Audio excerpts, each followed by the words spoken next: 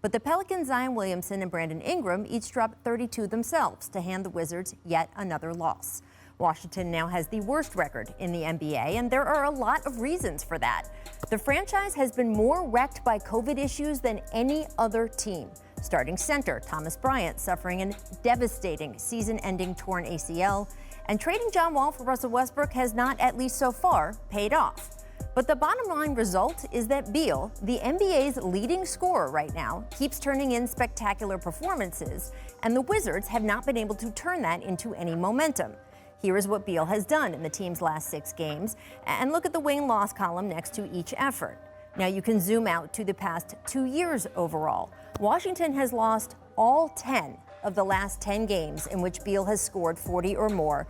That's the worst such streak ever in the entire 75-year history of the NBA. So it's probably not a surprise that toward the end of last night's game, the cameras caught Beal looking pretty fed up. He would later say he was just upset about this particular loss. He added he wants to be more careful about his body language. But then his wife tweeted this, quote, "sick of it," fueling speculation all over again that Beal might indeed be exasperated enough by the whole situation to ask for a trade. So what is Brad really thinking? Here was the man himself after the game. We have to be better defensively, accepting those challenges, stop turning the ball over, getting our guys back healthy. So it's a lot for us to do in order for us to really turn this thing around. But our confidence is still high, like you said. We can't have the mindset of being 3-11. So come Friday, we got another tough. In a quick second, are you frustrated? Is the sky blue? My man.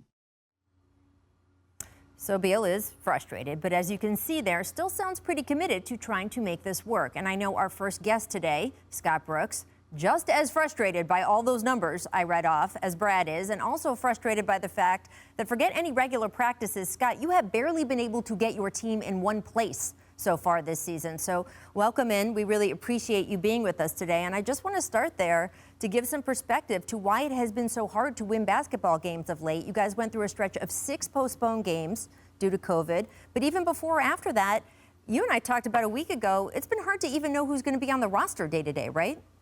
I agree with you, Rachel. Thanks for having me. Yeah, and the sky is blue. We're all frustrated. And I know Brad. Brad is a winning basketball player. He's been as competitive as any guy I've ever coached or even played with. And he's frustrated like we all are. And all family members are, all of our families. We're invested in this. And it's been tough. These are things that we cannot control. And it all started basically with that Miami game. That morning, Russell Westbrook was going to be out with a quad injury. They told me, Brad, about an hour before the game that he's going to be out because of contract tracing. And then a minute into that game, Thomas Bryant hurts his knee and he's out all year. And then after that, it seems like every other day we had a player in the protocol, health and protocol with the COVID. And it's like 7 players there. And we didn't practice for like 9 days. Didn't even see our guys. I only saw them occasionally in the parking lot when we were doing our testing. Oh, wow. and then when we did practice for 3 days, we only had 8 guys. And then we start the trip on a three games in 4 nights. Brad has been leading us, and unfortunately, a lot of the things that happen to us we can't control. But we do have some, there's some light at the end of the tunnel. We should have maybe 3 to 4, maybe even 5 guys back next game. So that's good to hear. It was, we got into our trip last night like 4 a.m. and I could not wait to get to the practice site. I get to see those 5 or 6 guys practice. So things are going to be looking up. But yeah, frustration, everybody is. We all are. Yeah, and look, I know you're as aware of the numbers as we are. I know you guys dive into those even more deeply. The effort that Brad is turning in, he's not just putting up these incredible performances. He's positive in plus minus, which is almost impossible given what else has been going on. I mean, it's crazy how efficient he has been, and yet it is not translating into winning. What conversations do you have with him along the way to keep him engaged in that situation? I just keep telling him, keep leading us. It's hard to lead a team that's, with all the things that has happened to us, but he has, and to his credit, he has led us, and he's, like I said, he's a winning basketball player. He impacts winning. We're not winning right now, and if we were, he would be in the MVP talk right now. But, he's a guy that he believes in what we're doing, and we just have to keep chugging along. And I think our guys are understanding that. Like I said, we're going to have some guys coming back. Things are going to be starting to look up for us, but Brad is a big part of what we do, and I couldn't ask for a better guy to coach. Yeah, I mean, he is the NBA's leading scorer right now. And as you note, he is so team-oriented. He is loyal. He doesn't pop off and cause a lot of problems for you that as a coach you have to come back and try to fix. And that's the kind of guy that, frankly, a lot of teams want. The NBA is a competitive business.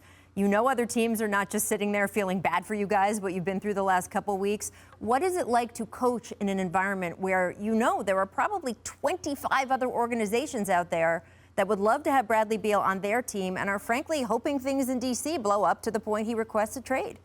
Well, I tell the guys all the time, nobody feels sorry for us. Nobody. The only guys in their locker room that cares are the guys in the locker room and our families.